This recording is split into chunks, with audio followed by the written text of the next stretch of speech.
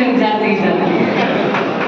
आज आपके बीच में मैं कतई ना सांसद के रूप में आई हूँ, ना राजनेता के रूप में आई हूँ, ना मैं किसी भी मैं कहूँगी राजनीतिक पद के या राजनीतिक स्वरूप में आई हूँ। मैं तो भैया अपने नानके आई हूँ और एक बेटी के रूप में आई हूँ, तो बहन के रूप में।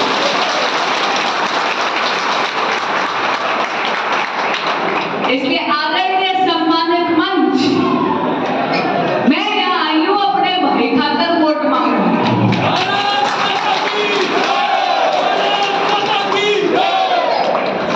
तो इसलिए सारी राजनीतिक औपचारिकता छोड़ते हुए पहले तो कहूंगी सारे ने राम राम, सारे बड़े बुजुर्गों ने राम राम, भाई हमारी चाची ताइयां ने राम राम, मेरे युवा भाइयों ने राम राम, मेरे बड़े भाई ने राम राम। अब ऐसा है, मान का रिश्ता हूँ, खाली हाथ को नहीं जाऊंगी, है ना? ठीक है ना? खाली हाथ भेजोगे ना नाक कट जाएगी, खाली हाथ को नहीं जाऊंगी। और ये भी कह देती हूँ, शगुन का 1 रुपया नहीं लूंगी, खाली हाथ नहीं जाऊंगी, शगुन का 1 रुपया नहीं लूंगी। मेरे बड़े भाई को विधायक बना के भेजोगे तो तुम्हारा शगुन सुनाओ।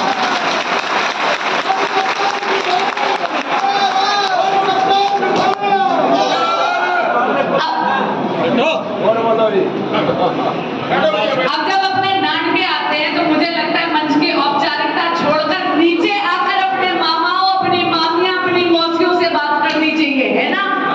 तो अगर आप अनुमति दे तो मंच की औपचारिकता छोड़कर आपके बीच में आके बात करें। हाथ उठा के कह दो। तो मेरा एक निवेदन है अपने सारे भाइयों से जो फोटो ले रहे हैं, मैं गॉड प्रॉमिस करती हूँ, जिसी पहली फोटो में दिखती हूँ ना, 100 में भी वैसी दिखती हूँ। तो भाई जरा उड़े ना उड़े। 440 वोल्ट की मुस्कुराहट देके मामा जी कभी तो खदान बदलती है।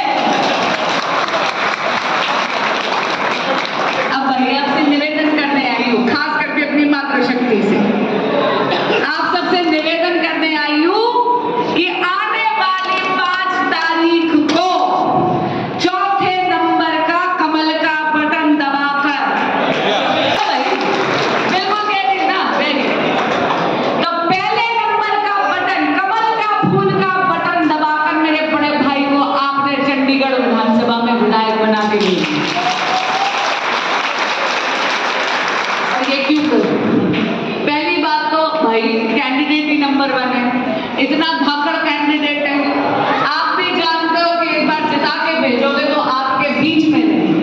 आप भी जानते हो कि आपके लिए सत्ता के मोह से काम नहीं कर रहे, वो आपकी सेवा के लिए काम कर रहे हैं।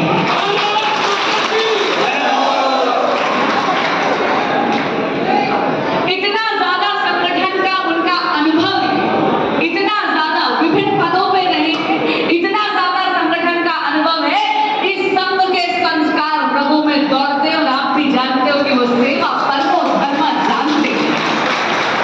सेवा परमो धर्म केवल जानते नहीं है, मानते भी है, उसे आत्मसात कर अपनी जिंदगी पे निभाते भी है। इसलिए ऐसे जोरदार कैंडिडेट मेरे भाई कप्तान बिडंगा जी के लिए जोरदार तालियां। और दूसरी बात, मेरे हरियाणा को अगर आप चाहते हो कि ये विकास की गति इसमें तिगनी हो जाए, अगर आप चाहते हो कि हरियाणा यशस्वी प्रधानमंत्री श्री नरेंद्र मोदी जी के विकसित भारत के संकल्प को सिद्धि तक लेकर जाए, तो उसके लिए जरूरत है यहाँ पर भाजपा की डबल इंजन की सरकार।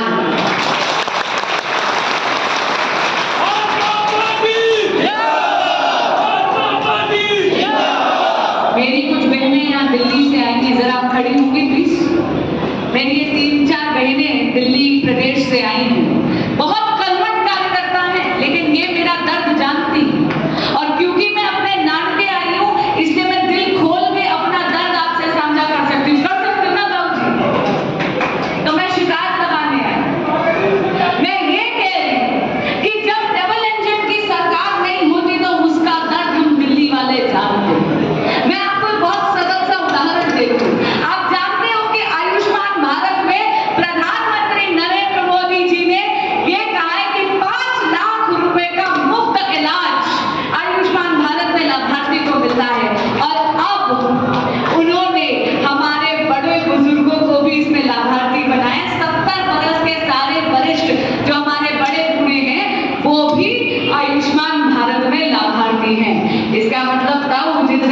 चश्मे बनवाए।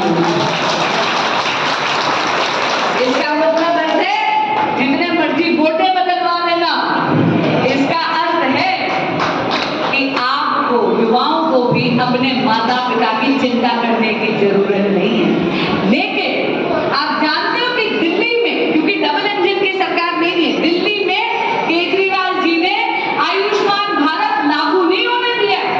तो मेरे हरियाणा का यानी झज्जर का आदमी आयुष्मान भारत का कार्ड लेके जा सकता है, दिल्ली के अस्पताल में तो इलाज करवा सकता है, लेकिन मेरे दिल्ली वाला कोई भी जाकर आयुष्मान भारत का लाभ नहीं उठा सकता। दूसरी तरफ डबल इंजन की सरकार का जलवा देखो, 5 लाख रुपया तो आपको मोदी जी दे रहे थे, और हरियाणा में डबल इंजन की सरकार ने कहा है चिरायु आयुष्मान योजना में 10 लाख रुपया हर परिवार को इलाज के लिए।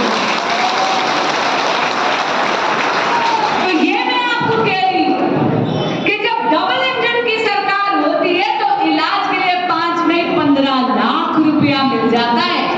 ये है जलवा डबल इंजन की सरकार का। दूसरा उदाहरण देती हूँ, मेरी माताएं बहनें बैठी, हम सबने सुना है ना कि चूल्हे की रोटी का स्वाद बड़ा। अगर आप ये वीडियो YouTube पर देख रहे हैं तो हमारे चैनल को सब्सक्राइब करें और बेल आइकन को दबाना ना भूलें। अगर आप Facebook पर ये वीडियो देख रहे हैं तो हमारे पेज को लाइक करें।